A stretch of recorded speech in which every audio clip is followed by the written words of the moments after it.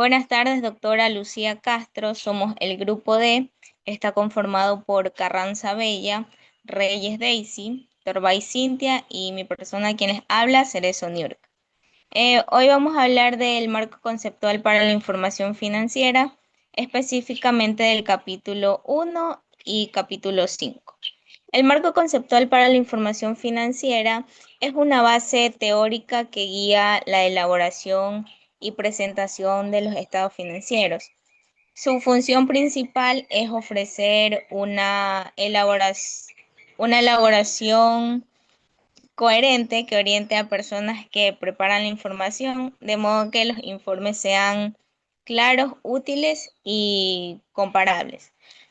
Podemos decir que este marco sirve como una especie de guía general para que todos los informes financieros sigan los mismos principios, evitando interpretaciones distintas o confusas. Los principales principios claves y valores estratégicos que tiene el marco conceptual están entre los principios más importantes, encontramos la utilidad y la relevancia. Estos principios aseguran que la información que se está presentando en los estados financieros realmente sirva para tomar decisiones económicas acertadas. Además, promueven la transparencia y la consistencia, lo que significa que los informes deben mostrar la realidad de la empresa. En otras palabras, el marco conceptual no solo se enfoca en cumplir con normas, sino que también busca generar confianza en quienes leen los informes financieros. Los objetivos principales de la información financiera, pues es proporcionar información útil a los distintos usuarios como inversores, prestamistas y acreedores, para que así puedan tomar decisiones relacionadas con la entrega o inversión de recursos en una entidad. Bien, después de esta introducción, vamos a hablar del capítulo 1 que trata del objetivo de la información financiera con propósito general. Aquí encontramos todo lo referente a la información sobre los recursos económicos, los derechos de los acreedores frente a la entidad y los cambios en recursos y derechos de los acreedores en la entidad que informa. Desglosaremos cada uno de ellos para saber de qué se trata. En lo que es los recursos económicos, pues estos recursos son aquellos que se representan por los activos. Son muy importantes para la entidad, ya que permiten generar beneficios económicos futuros. Además, son los que respaldan la capacidad de la empresa para seguir operando de manera eficiente. Los derechos de los acreedores son reflejados en los pasivos. Estos representan las obligaciones que la entidad tiene que cumplir, es decir, muestran las deudas y los compromisos financieros que deben ser atendidos oportunamente. En la evaluación de gestión, esta se basa en analizar qué tan eficiente y eficaz ha sido el uso de los recursos, así como en verificar que se cumplan las normas establecidas. Y con esto se busca asegurar que los activos se administren de una manera responsable y que las decisiones tomadas contribuyan al buen funcionamiento de la organización. Yo les voy a hablar sobre el rendimiento financiero del capítulo 1, punto 1.17 al 1.20. Rendimiento financiero, contabilidad de acumulación y flujos de efectivo. La contabilidad de acumulación es fundamental en sí para reflejar los eventos que en sí económicamente se reflejan dentro de la entidad, complementándose en sí con los flujos de efectivos para así ofrecer una visión más completa de la situación financiera dentro de la entidad. Los cambios también provienen del rendimiento financiero y de otros sucesos. Es crucial identificar ambos para en sí evaluar la administración y los flujos a futuro.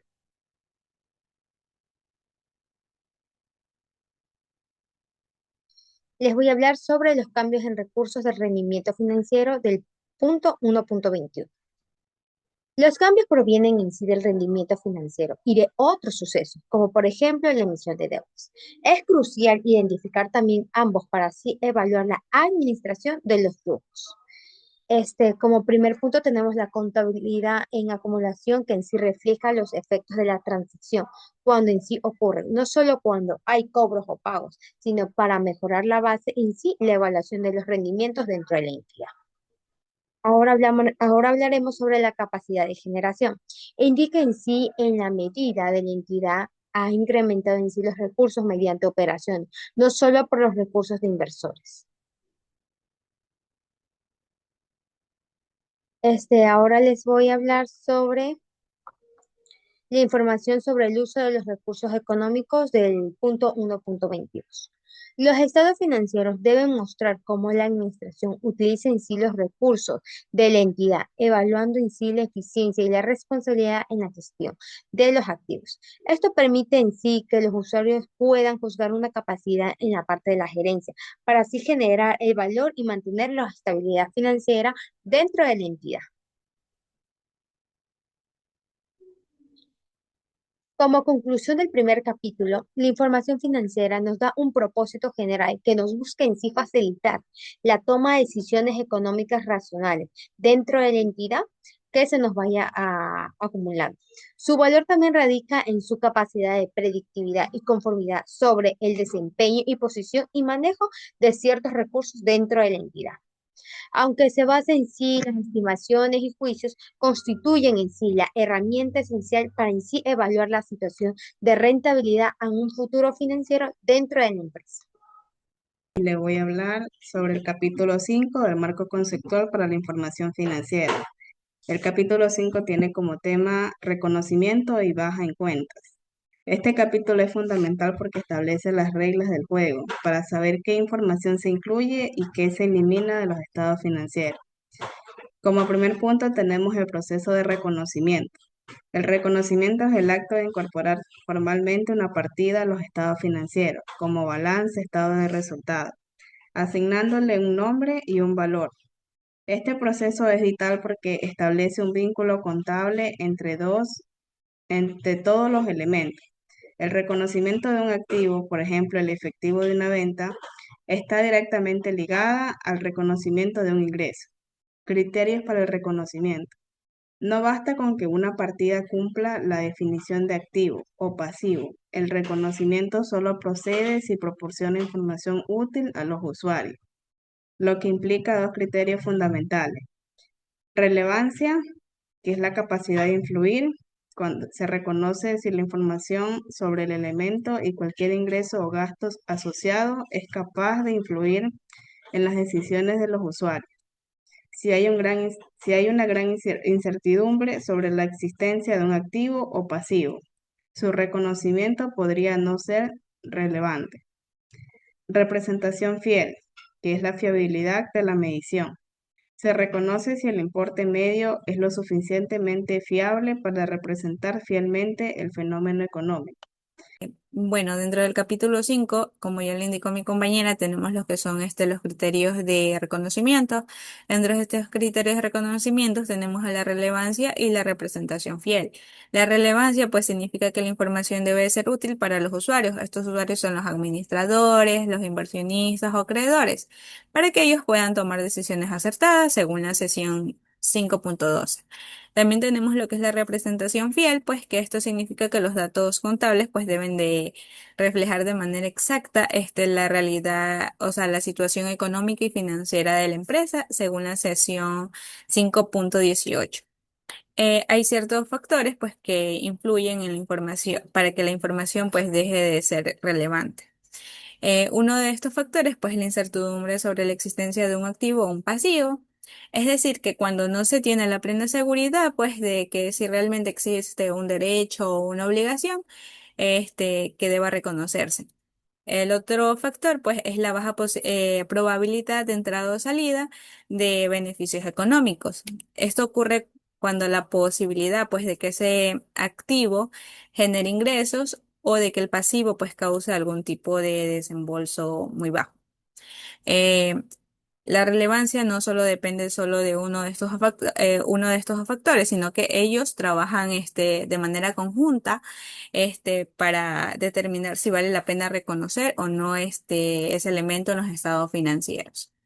También tenemos lo que es la incertidumbre de medición, pues en contabilidad muchas veces los valores que se presentan pues no son exactos, sino que son estimaciones razonables.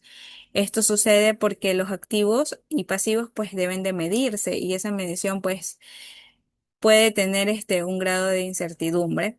Esa incertidumbre pues no es algo negativo por sí misma, sino que ya es el uso de estimaciones, el uso de las estimaciones ya es algo normal en el proceso contable.